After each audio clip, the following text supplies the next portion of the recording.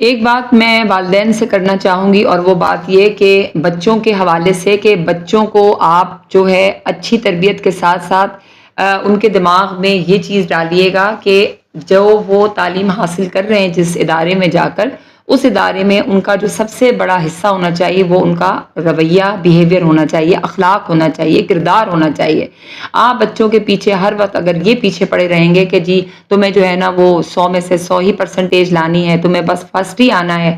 اور آپ کوئی اور چیز ان کے دماغ میں نہیں ڈال رہے، اور ہر وقت کی جو ہے وہ صرف بچہ پڑھ ہی رہا ہے